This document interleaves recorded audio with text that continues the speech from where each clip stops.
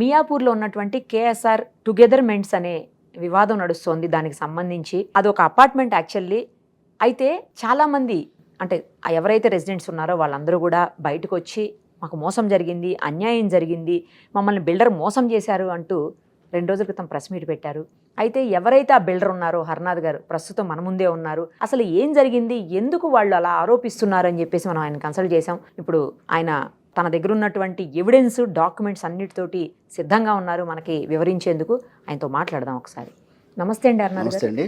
ఏంటండి అసలు జనరల్గా అపార్ట్మెంట్ అంటారు, మీరేంటి టుగెదర్ మెంట్స్ అని పెట్టారు, వెరైటీగా పేరే? సో జనరల్లీ అపార్ట్మెంట్స్ అంటే మాకు ముందు నుంచి మేకింగ్ పీపుల్ అపార్ట్ అని, so you want to bring them together అని చెప్పి మేము కట్టాము. అది ఫస్ట్ ఆఫ్ ఇట్స్ కైండ్ అండి. జనరల్ గా ఎక్కడ చూసుండ్రు, అదే ఎక్కడ వినలే అసలు. యా, సో అదేంటంటే ఎవ్రీ ఫ్లోర్ లో ఆల్మోస్ట్ ఒక 4000 SFT, ఒక రకంగా అది 2 ఫ్లాట్స్ సరిపడా అపార్ట్మెంట్స్ ని మేము వదిలాము. ఎందుకు?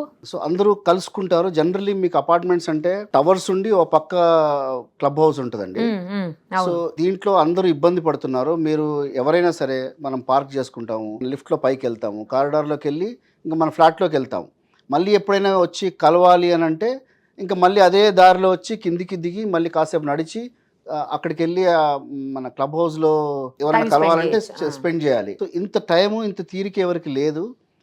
మోస్ట్లీ పిల్లలకి ప్లస్ పెద్దాళ్ళకండి, పేరెంట్స్ వాళ్ళు ఇంటికి వచ్చారంటే ఇంకా వాళ్ళు ఇదంత దారిలో వెళ్ళి కిందికి నడిచి అంత నడిచి వెళ్ళి అక్కడ ఎవరు కలుస్తారని చెప్పి అనుకుంటారని ఒక థాట్ ప్రాసెస్ ఉండి, దాంతో మంచి ఉద్దేశంతో, అంటే హైదరాబాద్లో FSI లేదండి, మీరు హ్యాపీగా కట్టేసుకోవచ్చు 2 ఫ్లాట్లు కూడా. అయినా ఐడియల్గా మేము ఒక 3% వదిలితే చాలు అమ్యూనిటీస్కి. 100 ఫ్లాట్స్ యాజ్ పర్ రూల్స్ 3% వదిలితే చాలు. అయినా మేము ఆల్మోస్ట్ 3 times ఎక్కువ వదిలి అంత స్పేస్ క్రియేట్ చేసి దాంట్లో ప్రోగ్రామ్స్ క్రియేట్ చేసి పెట్టాం. సో దట్ ఈస్, అందుకే మేము దాన్ని టుగెదర్ మెంట్స్ అని అన్నాం అనమాట. సో యూజువల్గా ఇప్పుడు వాళ్ళ ఈ ఇష్యూ ఏంటండి, ఏదో 60 కోట్లు మీరు వాళ్ళ పేరుతోటి సుందరం ఫైనాన్స్లో వాళ్ళ ఫ్లాట్స్ మీద మీరు అంటే అప్పుగా తీసుకున్నారు, లోన్ తీసుకున్నారు, వాళ్ళ ఫ్లాట్స్ మీరు తనఖా పెట్టారు, మార్టిగేజ్ చేశారు అని చెప్పేసి వాళ్ళు ఆరోపిస్తారు. ప్రధాన ఆరోపణ అదే అండి. ఒక విచిత్రమైన ఆరోపణ అది. అంటే వాళ్ళు ఎవరిని తప్పట్లేము, అంతంత డబ్బులు పెట్టి కొనుక్కొని వాళ్ళ భయం ఉంటుంది. ఆ మాత్రం ఎవరో చెప్పగానే నిజం అనుకొని ఇంకా కంగారు పడ్డమే. సో పేపర్ క్లియర్గా ఉంటుందండి. అంటే ఏదైనా అంత ఈజీగా ఏ బ్యాంకులు ఈ మధ్య కాలంలో అట్లా ఇవ్వవు. కన్స్ట్రక్షన్ ఫైనాన్స్ తీసుకున్నాము, ఈ ప్రాజెక్ట్ కట్టినప్పుడు తీసుకున్నాము, అది తీర్చేసాము. మళ్ళీ బెంగళూరు ప్రాజెక్ట్ అప్పుడు తీసుకున్నాం, అది తీర్చేసాము. మళ్ళీ ఇప్పుడు కొత్తగా బెంగళూరు ప్రాజెక్ట్లో 2వ టవర్ కడుతున్నప్పుడు అప్పుడు తీసుకున్నాం. ఓకే. సో అప్పుడు ఏం చేస్తారంటే మనం ఎంతైతే లోన్ తీసుకుంటామో దానికి ఆల్మోస్ట్ 200% కానీ 300% కానీ మనకున్న ఆస్తులు మాక్సిమం కొలాటరల్ పెట్టుకొని తీసుకుంటారు జనరల్. సో అక్కడ కట్టిన అపార్ట్మెంట్స్ అన్ని పెట్టుకొని మాకు ఇక్కడ మేము లోన్ తీసుకునే టైంకి ఇక్కడ ఒక 11 ఫ్లాట్లు అమ్మకానికి ఉండినాయి. అంటే ఇప్పుడు ఇవి ఆల్రెడీ ఒక 150 మందికి అమ్మేశారు ముందే. ఎన్నండి మొత్తం ఎన్ని అసలు? అవి మొత్తం 150 అండి. మా షేర్కి దాదాపు 84 ఫ్లాట్లు వచ్చినాయి. సో 84 ఫ్లాట్లు, ఆ 11 ఫ్లాట్లు పోను ఆల్మోస్ట్ 72 ఫ్లాట్లు అప్పటికే అమ్మున్నాం ఈ లోన్ తీసుకునే టైంకి. జస్ట్ 11 మీదే మీరు పెట్టారు లోన్. అంతే 11. ఆ 2 షాపులు, మా ఎదురుగున్న 2 షాపుల్లో మా షేర్కి వచ్చిన ఒక షాపును పెట్టి లోన్ తీసుకున్నాం. అది అందులో క్లియర్ గా ఉంటుంది, మీకు ఆ డాక్యుమెంట్ చూపిస్తాను. సో కాకపోతే వాళ్ళకి కనిపించింది ఏంటంటే షెడ్యూల్ 1లో ల్యాండ్ మొత్తం రాస్తారు, ఏ ల్యాండ్ లో ఈ అపార్ట్మెంట్స్ ఉన్నాయని చెప్పి రాస్తారు అనమాట. అది పట్టుకొని తీసినప్పుడు ప్లస్ మన డాక్యుమెంట్ లో కూడా ల్యాండ్ డీటెయిల్స్ కూడా రాస్తారు, project details of the property అని చెప్పి రాస్తారు. దాంట్లో 7500 yards అని ఉంటుంది. సో అది చూసి మా ల్యాండ్ మొత్తం పెట్టారు అని అంటారనమాట. సో ఇది చాలా సింపుల్గా ఏ సీఏని అడిగినా, ఈ చార్టెడ్ అకౌంటెంట్ అడిగితే చెప్తారు. అంటే ఇది కొంచెం డీప్ టెక్నికల్ ఫైనాన్షియల్ మ్యాటర్ అండి. సో యూజువల్గా ఉండే వాళ్ళకి అర్థం కాదు. అందులో ఉన్న సెక్రటరీయే బ్యాంక్ ఆఫ్ అమెరికాలో పనిచేస్తాడు, ఆయన బ్యాంకులో ఎవరికైనా అడిగినా కూడా చూపిస్తారు. ఈసీలో వస్తుందని కంగారు పడ్డారు అనమాట. ఈసీలో 7500 yards అని వస్తుంది కదా అంటే, అపార్ట్మెంట్స్కి పర్మిషన్ ఇచ్చిన తర్వాత, అపార్ట్మెంట్స్కి రిజిస్టర్ అయిన తర్వాత ఇంకా ల్యాండ్ అంటూ ఎగ్జిస్టెన్స్లో ఉండదు, అన్డివైడెడ్ షేర్ మాత్రమే ఉంటుంది. సో ఈ 11 ఫ్లాట్లని మాత్రం అందులో క్లియర్గా రాస్తుంది, ఇవి అమ్మని ఫ్లాట్లు అని రాస్తుంది, అమ్మని షాపు అని రాస్తుంది, మా షేర్కి వచ్చిందని. ఇంత క్లియర్గా ఉంది, నేను మీకు చూపిస్తాను. అది వాళ్ళకి నేను చెప్పడానికి ట్రై చేశాను, 3 మెయిల్స్లో పంపించాను. సో మీ ఏ ప్రాపర్టీ పెట్టలేదని చెప్పి ఆన్ రికార్డ్ పెట్టాను. మాకు అవసరము లేదు, మేము ప్రెస్టీజియస్ ప్రాజెక్ట్స్ కట్టుకునే వాళ్ళము, అది హైవే మీద అంత మెయిన్ రోడ్ మీద ఉంది, అట్లాంటి పనులు చేయడానికి ఉండదు, అలా చేయలేరండి అది. సో దీనికి సింపుల్ కూడా ప్రెస్ మీట్ దాకా అక్కర్లేదండి. సో ఏ మన సీఏని పట్టుకొని మేము వాళ్ళ ఈమెయిల్ ఐడి ఇచ్చాము, ప్లస్ వాళ్ళ ఫోన్ నంబర్ కూడా ఇచ్చాము. ఓకే. ఈమెయిల్ ఐడికి రాస్తే సుందరం హోమ్ ఫైనాన్స్కి వాళ్ళే క్లియర్గా పంపుతారు, మీ ఏ ఫ్లాట్లు లేవు, ఇవి మాత్రమే ఉన్నాయని ఓకే. చెప్పి ఓకే. పంపుతారు. అంత సింపుల్గా అయిపోయే సబ్జెక్ట్ ఇది. మరి వాళ్ళు ఎందుకు అది పానిక్ అవుతున్నారు? ఎవరైనా ఒకరు మాది పెట్టారనగానే అందరూ కంగారు పడిపోతున్నారు అనమాట. ఓకే. ఓకే. సో చెప్పడానికి ఈ పేపర్ తనిఖీ చేయడానికి వాళ్ళ దగ్గర ఎక్స్పర్ట్స్ అట్లా మరి పెట్టుకుంటే 5 నిమిషాలండి. అందరూ తెలివిలో అట్లా లేని వాళ్ళు ఏం కాదు, అందరికీ అన్ని ఐడియాలు. అందులోనే ఒక సీఏ ఉంటాడు, ఓహో. ఆయన అడిగినా కూడా చెప్తారు. ఓకే. సంహౌ ఐ థింక్ ఇది మిస్ఇన్ఫర్మేషన్. మీ ద్వారా నేను ఇంకా లార్జర్ ఆడియన్స్కి కూడా అందుతుందని చెప్పడమే. అట్లా జరగదు, చేయడానికే వీలు లేదు. ఓకే. యూజువల్ అక్కడ కొన్నోళ్ళందరూ కూడా లోన్ తీసుకున్నారు. ఓకే. వాళ్ళు ఆల్రెడీ వాళ్ళ ప్రాపర్టీ రిజిస్టర్ అయింది, వాళ్ళు లోన్ కూడా తీసుకున్నారు. ఓహో. ప్రాసెస్ ఏంటంటే కన్స్ట్రక్షన్ ఫైనాన్స్ తీసుకున్నప్పుడు ఓకే. వాళ్ళు లోన్ తీసుకునడానికి వాళ్ళ బ్యాంక్ ఎవరైతే అప్లై చేస్తారో ఓకే. వాళ్ళు మాకు సుందరం ఫైనాన్స్ లో ఉందని వాళ్ళకి తెలుస్తుంది. ఓకే. ఓకే. ఈసీ తీస్తే అప్పుడు మా దగ్గర నుంచి ఎన్ఓసి అడుగుతారు, సుందరం హోమ్ ఫైనాన్స్ నుంచి ఈ ఫ్లాట్ వీళ్ళకి అమ్మొచ్చు అని. ఓకే. సో సుందరం హోమ్ ఫైనాన్స్ వాళ్ళు ఇస్తారు, మీరు లోన్ ఇచ్చే అమౌంట్ మాకు కట్టాలి, కడితే ఈ మీ ఫ్లాట్ అమ్మడానికి మాకేం అభ్యంతరం లేదు. ఆ ఎన్ఓసి తీసుకున్న తర్వాతే బ్యాంక్ లోన్ రిలీజ్ అవుతుంది అనమాట. ఓకే. ఓకే. సింపుల్. ఎక్కడైనా చాలా కన్స్ట్రక్షన్ ఫైనాన్స్ లో జరిగే సబ్జెక్ట్. వాళ్ళు కరెక్ట్ గా వెరిఫై చేసుకుంటే డాక్యుమెంట్స్ తెలిసిపోతాయి. ఈజీ ఆ 11 వరకే తీసుకున్నారు మీరైతే. 11లో కూడా 9 అమ్మేసాం, 2 ఉన్నాయి ఇప్పుడు, 9 కూడా రిజిస్టర్ చేసాం. ఆల్మోస్ట్ మేము కట్టి ఫస్ట్ ఆక్యుపెన్సీ వచ్చి ఆల్మోస్ట్ 2 years అయిపోతుందండి అందులో. అవునా? సో ఎవరిని ఇది సింపుల్ గా వెరిఫై అయితే పోయే సబ్జెక్ట్ అండి. ఇంక ఎవరికో ఏదో ఇంకా అది మనం చెప్పలేము ఎందుకు ఇది అట్లా వైల్డ్ ఫైర్ లాగా అయింది, వాళ్ళకు కమ్యూనికేషన్ గ్యాప్ ఎక్కడి నుంచి వచ్చింది తెలీదు. మనం మెయిల్ రాస్తే నేను మెయిల్ పంపాను, దాంట్లో సుందరం రిప్లై కూడా ఇచ్చాము. ఇప్పటికి కూడా చెప్తున్నాను, సుందరం ఫైనాన్స్ కి వాళ్ళ ఈమెయిల్ ఐడీలు వాళ్ళ ఎన్ఓసీలో ఉంటాయి. ఎవరి 11 ఫ్లాట్లు అయితే మనం ఇందులో పెట్టామో వాళ్ళ ఎన్ఓసీలో వాళ్ళ ఈమెయిల్ ఐడి ఉంటుంది, నంబరు ఉంటుంది, లేకపోతే మళ్ళీ మనం ప్రొవైడ్ చేస్తాం. సో వాళ్ళకు ఒక మెయిల్ రాస్తే వాళ్ళు మా దగ్గర ఇంకేం లేదు అని చెప్తారు. సో ఇంత భయపడుతుంటే అది ఎందుకంటే ఆ 2 ఫ్లాట్లు కూడా తీసేసుకొని మనం నో టైం అది క్లియర్ చేసి వాళ్ళకి అప్పచెప్తాం. అదే అంత పెద్ద వరి అయ్యే సబ్జెక్ట్ ఏం కాదు అది. ఏదో 2 షాప్స్ గురించి కూడా మాట్లాడుతున్నారండి. షాప్స్కి వాళ్ళకి ఏం సంబంధం, బిల్డర్కి ఏం సంబంధం అంటున్నారు. జనరల్గా షాప్స్ అన్ని కట్టినప్పుడు మరి బిల్డర్కే ఉంటుంది కదా, నాకు తెలిసినంత వరకు అట్లే ఉంటుంది. జనరల్ ఏంటంటే వాళ్ళ మా ఉద్దేశము ఈ మొత్తం కాంప్లెక్స్ రెసిడెన్షియల్ కాంప్లెక్సే, దీంట్లో షాపులు ఎందుకు కట్టారు, ఒకవేళ షాపులు కడితే అవి అమ్యూనిటీస్ కోసం అని, అంటే వాళ్ళ అవసరాల కోసం షాపులు పెట్టడానికి కన్వీనియంట్ షాప్స్ అని చెప్పి మాత్రమే ఇస్తారు. ఇవి మీవి కావు అనేది వాళ్ళకి ఎందుకో మనసులో కలిగింది, ఎవరో అడ్వైస్ చేసి ఉంటారండి, ఎవరికో ఉన్న వాళ్ళకి ఎవరికో చెప్పుంటారు. మీరు షాప్స్ కడతామని ముందే చెప్పారా? మీకు మా ఫస్ట్ డెవలప్మెంట్ అగ్రిమెంట్ 2016లో డెవలప్మెంట్ అగ్రిమెంట్లో ఉంది, మేము 2 షాపులు కడుతున్నాం, మాకొకటి వాళ్ళకొకటి అని. తర్వాత ఈ ఫ్లాట్లు పంచుకుంటాం, మేము ఓనర్ కలిపి, ఏ ఫ్లాట్లు ఎవరివి, సైట్ ల్యాండ్ ఓనర్కి డబ్బులు ఇవ్వం కదండి, ఫ్లాట్లే ఇస్తాం. అవునవును. సో వాళ్ళ ఫ్లాట్లు ఏవి, మా ఫ్లాట్లు ఏవని, వాళ్ళ షాప్ ఏది, మా షాప్ ఏదని క్లియర్గా సప్లిమెంటరీ అగ్రిమెంట్, ఇవన్నీ రిజిస్టర్డ్ డాక్యుమెంట్స్ అండి, ఇవన్నీ వాళ్ళకు లింక్ అవుతాయి. అంటే రేపు అమ్మేప్పుడు ఈ 2 చూసే లోన్ ఇస్తారు. వాళ్ళకి క్లియర్ కట్గా తెలుసు షాప్ కడుతున్నామని. సో వాళ్ళ అంటే ఏంటంటే మీరు షాప్ కడుతున్నామని అనొచ్చు, కానీ మా షాప్ అది, మీది కాదు అని వాళ్ళ ఉద్దేశం. అట్లా ఉండదు, మీకు వాళ్ళ షాప్ అంటూ ఉండదండి. ఏ పేపర్ ప్రకారం వాళ్ళ షాప్ అంటారు, అది దానికి ఏ ఆధారం లేకుండా కన్వీనియంట్ షాప్ ఇది సో అని అంటారు. ఇది రెసిడెన్షియల్ కాంప్లెక్స్ అని మాత్రమే రాసింది, కమర్షియల్ ఉందంటే 2 షాపులు ఉన్నప్పుడు దాన్ని ఎంటైర్గా రెసిడెన్షియల్ కాంప్లెక్స్ అని అంటారు. ఉన్నాయి కాబట్టి. రెండోది సపోజ్ ఇల్లీగలే అనుకుందాం వాళ్ళు అంది, మేము ఒక 2 మెట్లు కట్టామని చెప్పి కంప్లైంట్ ఇస్తే మున్సిపల్ వచ్చి కొట్టిపోయారు. 2 మెట్లు ఎక్స్ట్రా కట్టినందుకు 2 మెట్లు అంత పెద్ద హైవేలో అంత పెద్ద దానికి వీళ్ళు వెళ్ళి కంప్లైంట్ ఇస్తే 2 మెట్లు కొట్టెళ్ళారు. సో అట్లాంటిది షాపు ఇల్లీగల్ అని చెప్తే మున్సిపల్ వాళ్ళే కొట్టిపోతారు. అంత హైవే మీద ఇంత గందరగోళం జరుగుతుండగా ఎవరు ఉండరు, దానికి ఇంత గందరగోళం అవసరం లేదు అని చెప్తున్నాను. పర్మిషన్ ఉంది కదా మీకు, పర్మిషన్ ఉంది.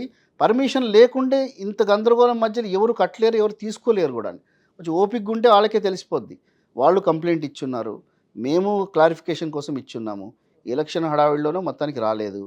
అసలు లీగల్గా పద్ధతి ప్రకారంగా జరిగిపోద్దండి. ఇంత ఆందోళన పడాల్సిన, కోట్లు పెట్టి కొన్నప్పుడు ఏంటంటే కొంచెం ఆందోళన, వాళ్ళ ప్రాపర్ నేను దాన్ని ఎప్పుడు కాదనట్లేదు, అందుకే ఎవరి మీద కంప్లైంట్ కూడా లేదు, ఓన్లీ ఎక్స్ప్లెనేషన్ కోసం మాత్రమే చెప్పడం. అవునవును, మీరు కూడా ఎవరి మీద కంప్లైంట్ చేయలేదు. వాళ్ళకి ఏదో ఒక భయం వేస్తుందండి. అవును, ఇంత మందికి కూడా ఎవరో ఒకరు చెప్పగానే ఏదో అమ్మో ఏదో అయిపోయింది మా ప్లాట్, చాలా సార్లు చెప్తుంటాను, భయం వస్తుంది కదా. పెళ్లి సంబంధమైనా లేకుంటే ప్రాపర్టీ సంబంధించిన అయినా ఒక్క నెగటివ్ కామెంట్ చాలన్నమాట. అవును, ఎక్కడ లేని భయం వేస్తుంది, ఇంత పెద్ద ప్రాపర్టీ కొన్నాము, ఏదో అయిపోతుందని. లోన్ వరకు అయితే హార్డ్ అండ్ మనీ నేను ఒప్పుకుంటాను. ఎదురు షాపులకి అందరికీ తెలిసిన సబ్జెక్టు, ప్లస్ ఏదైనా ఇప్పుడు ఎవరింట్లో వాళ్ళు ఉంటున్నారు, ఇంతమందిని ఎవరు చేస్తున్నారో తెలియదు వాళ్ళకి.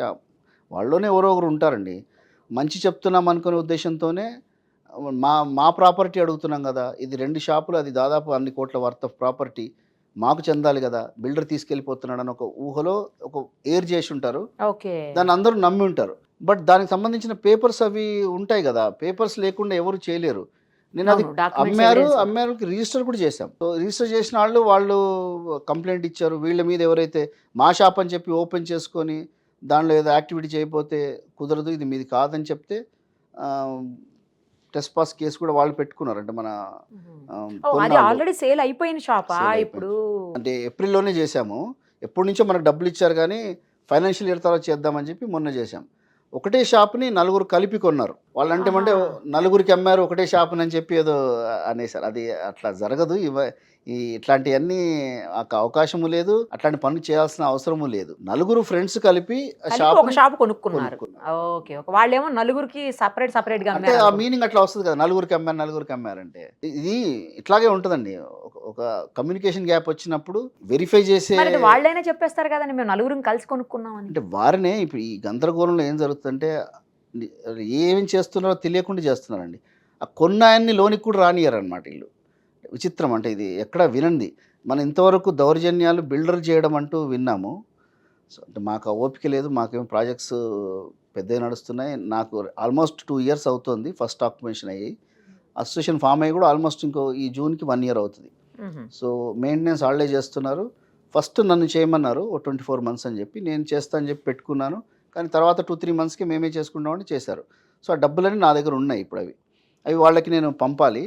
సో నా దగ్గర ఇచ్చిన 110 మంది కలిపి ఒక లెటర్ పంపితే నేను ఇస్తా అని చెప్పాను. సో 50-60 మంది పంపారు. అంటే మరి నాకు పంపారు లీగల్గా. సో నేను ఇస్తే మళ్ళీ దానికి అసోసియేషన్ తరపున కూడా రాస్తే ఇవ్వచ్చు. ఓకే, అసోసియేషన్ నుంచి రాస్తే ఇవ్వచ్చు. వాళ్ళు రాశారు నాకు ఇవ్వమని. కానీ ఏంటంటే నేను ట్యాక్స్ ఇష్యూస్ ఉన్నాయి, మీ సీఏని మా సీఏతో మాట్లాడమనండి. మాట్లాడితే లేదు పంపొచ్చు అని ఒక మాట అంటే ఇచ్చేద్దామని. వాళ్ళకి ఏంటంటే ఏదో కావాలనే పెట్టుకున్నాడు అని వాళ్ళ ఉద్దేశం.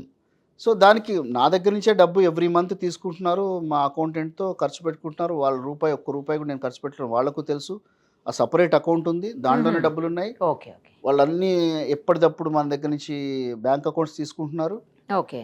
సో అవన్నీ వాళ్ళకి మనం సబ్మిట్ అక్కడ వాళ్ళకేమీ అనుమానం లేదు. సో నా దగ్గర ఎందుకు పెట్టుకోవాలి అని. ఈ టెక్నికల్ అన్న దాంట్లో నిజం ఉంది, కానీ టెక్నికల్ టర్మ్స్ అని చెప్తున్నా వాళ్ళకి ఒకసారి గ్యాప్ వచ్చిన తర్వాత ఇంక ఇవి ఇక అన్ని అట్లానే అవుతాయిలేండి. కొంచెం మిస్ అండర్స్టాండింగ్ ఉంటుంది. పెద్ద మనిషి లేరు, ఎవరైతే 3-4 ఉంటారో వాళ్ళే. సో వాళ్ళకి మిస్అండర్స్టాండింగ్ ఉండి వాళ్ళకి ఏదో ఇంకా ఈగోస్ అనుకోండి ఒక రకంగా. ఇంక ఇవి మనం అంతకుమించి చూడలేము దీన్ని. ఇంతే ఇంక పెద్ద ఏవో 2-3 ఇది బాగాలేదు అది బాగాలేదు అని ఉన్నది అనుకోండి, అది మనకి రెరాలో సెక్యూరిటీ ఏదో లేదు అనేది అంటున్నారు. సెక్యూరిటీ మనం వాళ్ళ సెక్యూరిటీ గార్డ్ని వాళ్ళు పెట్టుకుని, అంటే వాళ్ళ ఉద్దేశం ఇక్కడ రోజు ఏదో హడావిడి అవుతుంది, మాకు సెక్యూర్గా ఫీల్ అవ్వట్లేదు అనే ఉద్దేశం అది. అది వాళ్ళకి మిస్ ఇన్ఫర్మేషన్ వచ్చేసరికి వాళ్ళు ఆందోళన ఉంటారు కదండి. ఈ రోజు ఇదేంటి గొడవ చేసేవాళ్ళు అనుకోవాలి, కానీ చేసేవాళ్ళు వాళ్ళు కదా. అంటే వాళ్ళు ఇప్పుడు ఎవరు వస్తున్నారు, ఆయన వస్తాడు, ఆయన రానిచ్చి మీ పేపర్లు ఏవని అడిగి అదేమో ఎత్తుకుపోరు కదండి షాప్. మీరేదో షాప్ మీద దాడికి కూడా పాల్పడ్డారు, ఎవరిని పెట్టని ఏదో చెప్తున్నారు. నేను అదే అన్నా కదండి, మా వర్కర్స్ వెళ్తే, మా షాప్ వెళ్తే వాళ్ళని, లేకుంటే ఎవరో వాళ్ళు ఏదో ఆపారని చెప్పారు, ఏదో పవర్కి కనెక్షన్ తీసుకుంటే ఆపారని చెప్తే ఎవరో పిల్లల్ని, వాళ్ళు తెలిసిన పిల్లల్ని తీసుకెళ్లారు. సో వాళ్ళు వద్దు అన్నారు, ఇంకా రాలేదు. ఆ రోజు నుంచి ఆయనే చెప్తున్నారు కదా, ఆ రోజు నుంచి ఎవరు రాలేదని. అట్లాంటి పని చేయడానికి ఆస్కారం కూడా లేదండి. మాకు అవసరమే ఉంది. నా ప్రాపర్టీ మొత్తం అమ్మేశాము, అక్కడ ఏం లేవు, షాపు అమ్మేశాము. నేను పంపాల్సిన అవసరాలు, నాకు ఏ రకమైన ఇబ్బంది లేదు. సో అక్కడ కొన్న ఓనర్స్ మెయింటెనెన్స్ ఇవ్వలేదు, అదొక ఇష్యూ ఏదో వాళ్ళది నడుస్తుంది. కొంత తక్కువ ఎక్కువ అమ్మని ఫ్లాట్లు ఉంటాయి కదా, అవి మేము ఇప్పుడు ఇవ్వము, తర్వాత ఇస్తామని ఏదో చెప్పారు. సో దానికి కాదు 150 members ఇవ్వాలని మీరే అన్నారు కదా, అంటే అదైతే నిజం, అందరూ ఉన్నారు ఇవ్వాలి కదా అని చెప్పాను. ఇవ్వాలి. వాళ్ళు ఇస్తానేదో అనుకున్నారు, మేము ఇస్తాము, ఇది ఇస్తామని వెళ్ళేసరికి వాళ్ళు ఇంట్రెస్ట్తో పాటు ఇమ్మన్నారు. సో బ్యాంక్ ఇంట్రెస్ట్ ఇస్తామంటే కాదు 12% ఇమ్మన్నారు. 12% ఇద్దామంటే లేదు 18% ఇమ్మన్నారు. సో దీంతో కొంత వాళ్ళకి ఈగో హర్ట్ అయ్యి అట్లెట్లా అంటారు మీరు అని వాళ్ళు మెయింటెనెన్స్ అయితే ఇచ్చారు, కానీ దాన్ని పూర్తి కార్పస్ ఫండ్లు అవి ఇవన్నీ కలిపి చాలా పెద్ద అమౌంట్ వస్తుంది. మేము అమ్ముకొని ఇస్తామంటే మీరు ఇస్తే కానీ అమ్మనివ్వమని అంటారు. ఇట్లాంటిది ఏదో మిస్అండర్స్టాండింగ్ ఓనర్స్కి వాళ్ళకి మధ్య నడుస్తూ ఉండింది. వాళ్ళు ఫైట్ చేస్తున్నారు. సో మమ్మల్ని అంటే ఇదంతా ఒక రకమైన మిస్అండర్స్టాండింగ్, అనవసరమైన సబ్జెక్ట్ అండి. ఒక పెద్ద మనిషి ఎవరైనా నుండి వాళ్ళకి చెప్తే ఆ మెయింటెనెన్స్ ఇష్యూస్ అవన్నీ పోతాయి. అందులో పెద్ద సబ్జెక్ట్ లేదు. షాప్ ఆయన్ని వెరిఫై చేసుకొని మాదా వాళ్ళదా అని తెలుసుకొని ఇదంతా లీగల్గానే జరిగేది కదా. నేను వెళ్ళి ఆక్యుపై చేస్తే నాది ఎప్పటికీ కాదు, పోనీ వాళ్ళు వెళ్ళి ఇంత గందరగోళం చేసినా వాళ్ళది ఎప్పటికీ కాదు.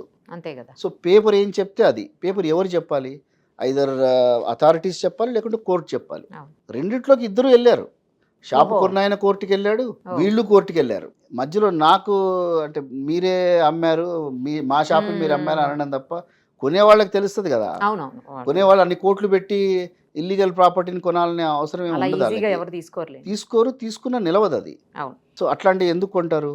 సో వీళ్ళకి ఇప్పుడు ఇంతమంది 150 మందిని రిప్రజెంట్ చేస్తున్నారు. కాస్త ఓపిక గుండి ఇవన్నీ వెరిఫై చేసుకొని ఏది కరెక్ట్ ఏది కాదో చెప్పి మిగతా వాళ్ళందరినీ గైడ్ చేయాల్సిన వాళ్ళు కన్ఫ్యూజన్ క్రియేట్ చేస్తే ఎవరికి లాభం ఉన్న సబ్జెక్ట్ అయితే కాదు ఇది. దీన్ని ఇది ఏదో ప్రెస్ మీట్ పెట్టారు, దానివల్ల ఏం లాభం జరిగిందనన్నా వాళ్ళకి తెలియాలి. సో ఇది ఇక్కడ తేలే సబ్జెక్ట్ కాదు కదండి. అంటే మేము అప్లికేషన్ ఇస్తే ఎవరు తీసుకోవట్లేదు, అట్లా ఎందుకు ఉంటుంది? జిహెచ్ఎంసీ వాళ్ళ అప్లికేషన్ తీసుకోరు, పోలీసు వాళ్ళు వాళ్ళ అప్లికేషన్ తీసుకోరు, కోర్టు వాళ్ళ అప్లికేషన్ తీసుకోరు, ప్రెస్ వాళ్ళ మాట వినదు. దీన్ని ఎవరు నమ్ముతారండి? అంటే ఇన్ని వ్యవస్థలు కూడా మీ మాట వినట్లేదంటే మీ వైపు ఒకసారి చూసుకోవాలి కదా. మన వైపు ఏమైనా తప్పు ఉందా, మనం ఎక్కడన్నా దారి తప్పుతున్నామని వాళ్ళు చూసుకుంటే ఆన్సర్ దొరుకుతుంది. మీ ద్వారా విన్నపం అదే. అంటే పేపర్స్ ఒకసారి వెరిఫై చేసుకోండి, ప్రాపర్గా వెరిఫై చేసుకోండి అంతే. మీది అని అనుకుంది ఎక్కడికి పోదు, అది నడుచుకుంటూ మీ దగ్గరికి వస్తుంది. మీది కాంది ఎప్పటికీ మీకు రాదు అంతే. అంతకుమించి నేను చెప్పేది ఏం లేదు. ఇది అనవసరమైన దాంట్లో ఉంచండి. అంటే బిల్డింగ్ బాగుంది, అందరికి ఇచ్చాము, అది ఇప్పుడు 3 కోవిడ్లను దాటి కట్టిన బిల్డింగ్ అది.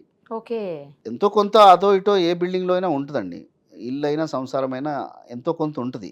సో ఉన్నదాన్ని మీకు ప్రొటెక్షన్ ఉంది. రెరాలో 5 ఏళ్ల డిఫెక్ట్ లయబిలిటీ ఉంది.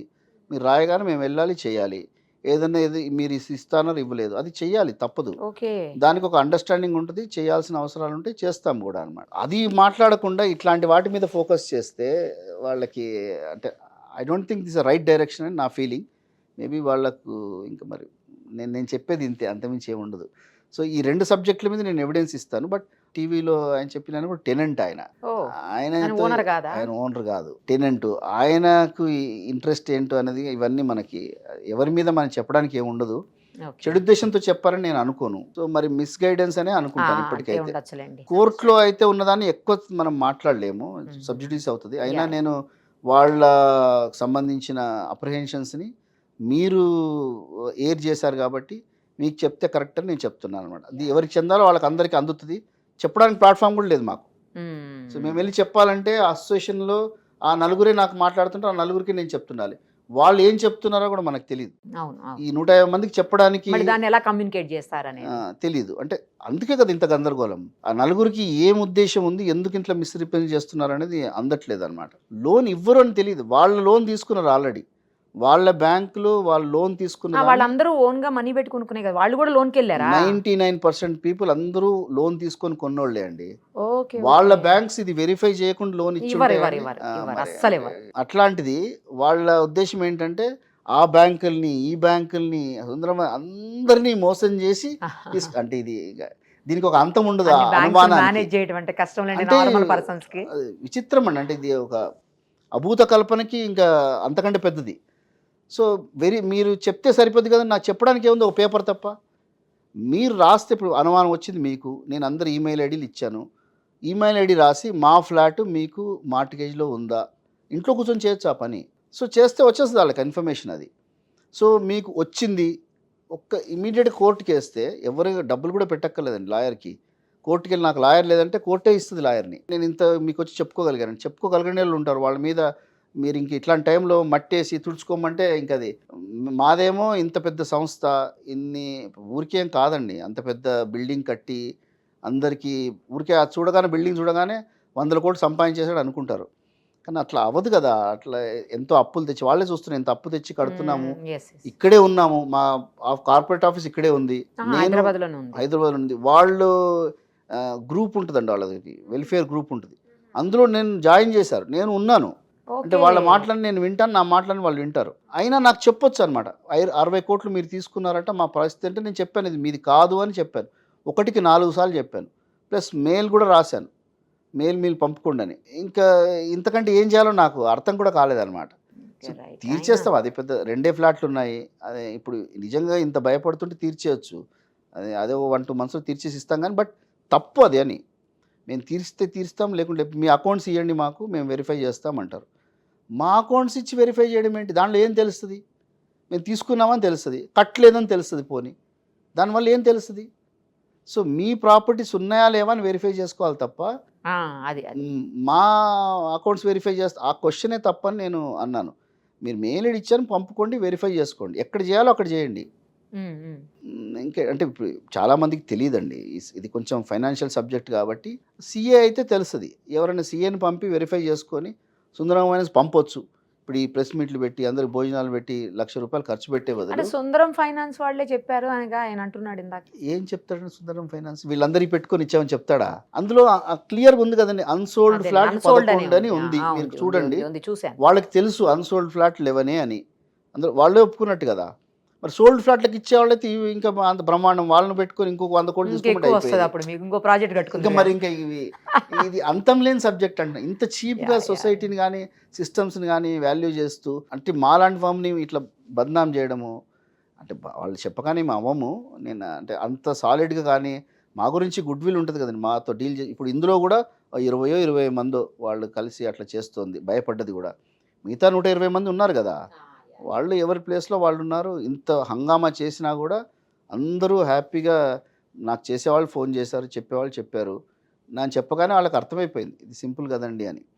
సో అయినా నేను నాకు ఇంకా వాళ్ళకి రీచ్ అవ్వాలనే ఉద్దేశంతో ఇప్పుడు మీ వచ్చి మీకు చెప్పుకోవడం ఏంటంటే, మీ ద్వారా వాళ్ళకన్నా రీచ్ అవుతుంది, భయపడక్కర్లేదు, అట్లా ఏం ఉండదు. మా కార్పొరేట్ ఆఫీస్ ఇక్కడే ఉంది, మేము ఇక్కడే ఉన్నాం, మా ప్రాజెక్ట్స్ ఇంకా నడుస్తూనే ఉంటాయి. సో కాబట్టి వరి అవసరం లేదు అని చెప్దామని. రైట్ అండి, ఏదైనా కూడా మీరైతే క్లారిటీ ఇచ్చారు ఫస్ట్ ఆఫ్ ఆల్. ఎందుకంటే ఎవరైతే భయపడుతున్నారో, పానిక్ అవుతున్నారో అలాంటి వాళ్ళకి వాట్ ఈజ్ వాట్ అనేది మీ ద్వారా తెలిస్తే కొంచెం బెటర్గా ఉంటుంది. అందుకే మీరు మిమ్మల్ని కాంటాక్ట్ చేయటం, మీరు మిమ్మల్ని పిలిపించడం, అదే మా వర్షన్ చెప్పుకుంటే కూడా కరెక్ట్ అండి. అది మీరు చెప్పడమే కరెక్ట్. నాకు కంపెనీకి సంబంధించిన సబ్జెక్ట్ అనేది ఒకటండి, అది వేరే, అది చిన్నది, మాది మేము చూసుకోగలుగుతాం. కానీ ఎవరైతే భయపడుతున్నారో వాళ్ళకి చెప్పాల్సిన బాధ్యత ఉంది కాబట్టి ఖచ్చితంగా ఆ బాధ్యతను గుర్తెరిగి మీరు రావడం కూడా పిలవగానే గ్రేట్ అండి. థ్యాంక్ యూ అండి. Thanks so much. Thanks a lot.